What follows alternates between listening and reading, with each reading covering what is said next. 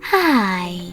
In front of me is ZTE Blade A72S, and today I would like to show you how you can enable or disable adaptive brightness. First of all, just go into Settings and click on Display section.